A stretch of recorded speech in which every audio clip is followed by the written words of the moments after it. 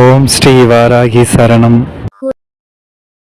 சாமி கும்பிடும் போது கடைபிடிக்க வேண்டிய 3 விஷயங்கள். ஒரு மனிதனால் இறைவனை வழிபாடு செய்ய முடியவில்லை என்றால் அதற்கு காரணம் அவனுடைய கர்மவினையாகத்தான் இருக்கும். இறைவனை கண் குளிர பார்க்க முடியவில்லை, இறைவன் பாடல்களை காது குளிர கேட்க முடியவில்லை, இறைவனை மனதார உணர முடியவில்லை, மந்திரத்தை உச்சரிக்க முடியவில்லை, வீட்டில் பூஜை புனஸ்காரங்கள் செய்ய முடியவில்லை என்றால் அதற்கான காரணமும் நீங்கள் செய்த கர்ம வினை மட்டும்தான். இதையெல்லாம் தாண்டி உங்கள் விதியை நீங்கள் மாற்ற வேண்டும் என்றால் எவ்வளவு தடை வந்தாலும் இறை வழிபாடு செய்யுங்கள். தடைகளை தாண்டி செய்யக்கூடிய இறை வழிபாடு உங்களுடைய வாழ்க்கையில் அளவில்லா இன்பத்தையும் மகிழ்ச்சியையும் கொடுக்கும். அந்த வகையில் ஒருவர் பூஜை செய்யும் போது கடைபிடிக்க வேண்டிய 3 விஷயங்களை பற்றி சாஸ்திரத்தில் சொல்லப்பட்டுள்ளது. இதை திரிகரண சுத்தி என்று சொல்கிறார்கள். ஆண்டாள் இறைவனை வழிபாடு செய்யும் போதும் இந்த விஷயத்தை பின்பற்றியுள்ளார்கள். அதுமட்டுமில்லாமல் இறைவனை இப்படித்தான் வழிபாடு செய்ய வேண்டும் என்றும் அவர்கள் பாடிய பாடலில் சொல்லி வைத்துள்ளார்கள். அந்த காலத்தில் வாழ்ந்தவர்கள் ஒரு நாள் இறைவனை வழிபாடு செய்யவில்லை என்றால் அந்த நாள் முழுவதும் பட்டினியாக இருப்பார்களாம். இறைவனை வழிபாடு செய்து இறைவனின் அருள் ஆசியை பெற்ற பிறகு தான் அவர்களுக்கு வயிற்றுக்கு சாப்பாடு. அது போல ஒரு நிலைமை இருந்தது. ஆனால் இன்று கலிகாலம்.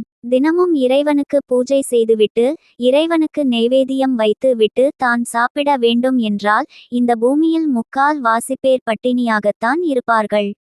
இந்த கால சூழ்நிலைக்கு ஏற்ப தினமும் எழுந்து குளித்து முடித்துவிட்டு கோவிந்தா கோவிந்தா, நாராயணா நாராயணா, சிவ சிவ அல்லது உங்கள் பிடித்த இஷ்ட தெய்வத்தின் பெயரை 3 முறை சொல்லிவிட்டு அதன் பிறகு சாப்பிடும் பழக்கத்தை வைத்து கொள்ளுங்கள், நல்லது.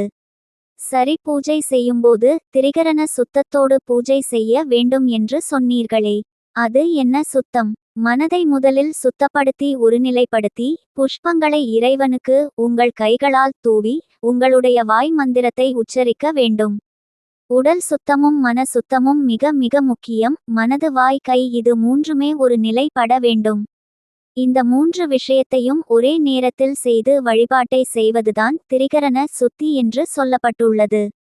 இப்படி மனதை ஒருநிலைப்படுத்தி செய்யக்கூடிய வழிபாட்டின் மூலமாகத்தான் நம்மால் வழிபாட்டில் பூஜையில் முழு பலனையும் பெற முடியும் என்கிறது சாஸ்திரம். போன போக்கில் கோவிலுக்கு உள்ளே கர்ப்ப காலத்தில் இருக்கும் இறைவனை மனதில் நினைத்து வாசனையிலேயே நின்று இறைவனை நம்பிக்கையோடு கும்பிட்டாலும் பலன் கிடைக்கும். அதில் எந்த சந்தேகமும் கிடையாது. இருப்பினும் முறையாக வீட்டில் பூஜை என்றால் மேல் சொன்ன விஷயங்களை கடைபிடிங்கள். சாஸ்திரங்களை தெரிந்து கற்று வைத்து கொள்வது நல்லது. சில சாத்திரங்களை பின்பற்றும்போது மேலும் மேலும் இறைவன் உங்களுக்கு நல்ல விஷயங்களை வாரி வாரி கொடுப்பான் என்ற தகவலுடன் இந்த நல்ல விஷயத்தை இந்த நல்ல நாளில் உங்களோடு பகிர்ந்து கொள்வதில் மனமகிழ்ச்சியுடன் இந்த ஆன்மீகம் சார்ந்த பதிவினை நிறைவு செய்து கொள்வோம். பயனுள்ள ஆன்மீக தகவல்களை கேட்க நமது சேனலை சப்ஸ்கிரைப் செய்து கொள்ளுங்கள்.